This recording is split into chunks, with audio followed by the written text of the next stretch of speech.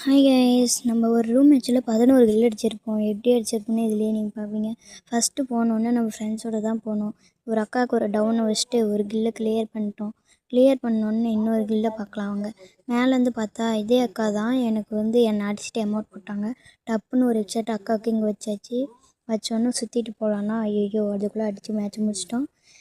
மூணாவது மேட்ச்சும் அடிக்கலான்னு பார்த்தா மூணாவது மேட்ச் இல்லை. அதே அக்காவுக்கு தான் டப்புன்னு என்கிட்டயே தான் ஹெட்ஷாட் வாங்கியிருப்பாங்க அந்த அக்கா. அப்படியே குடுன்னு அடுத்த மேட்ச் பார்த்தலாம். அடுத்த மேட்ச்சும் டப்புன்னு போய் இந்த பக்கமாக அதே அக்கா தான் என்கிட்ட அடி வாங்கியிருப்பாங்க. என்கிட்டயே சவால் விட்டு என்கிட்டயே அடி வாங்கிட்டாங்க.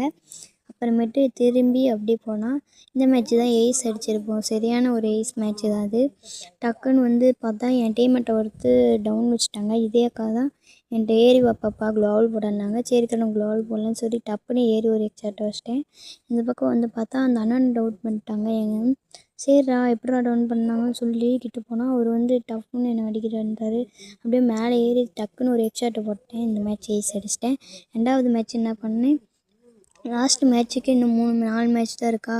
அப்படியே டக்குன்னு பார்த்தா இந்த அக்கா என்கிட்டயே வழின்னு வந்திருப்பாங்க. வந்தோடனே டக்குன்னு ஒரு ஹெட்ஷாட்டை போட்டு அப்படியே டக்குன்னு குடுன்னு ஓடிட்டேன். போய் க்ளோவில் போட்டு கில்லை மட்டும் கிளியர் பண்ணிட்டேன். கிளியர் பண்ணிட்டு பின்னாடி பார்த்தா அவர் முடிச்சிட்டார் அதுக்குள்ளே.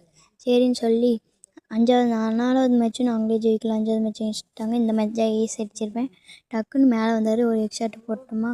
சரி ரிவைவ் பண்ணலான்னு கீழே போகும்போது அக்கா அங்கே இருந்தால் பார்த்துட்டேன். அக்காவை பார்த்தோன்னு ஒரு க்ளோவில் போட்டு ஒரு கில்லை கிளியர் பண்ணி டக்குன்னு பார்த்தா அக்காவை எங்கடா காணுன்னு பார்த்தா அக்கா மேலே ஏறிட்டான்.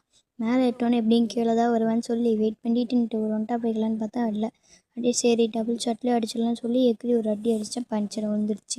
அடுத்தது இன்னொரு கில்லில் அவர் டவுன் வச்சிட்டாரு.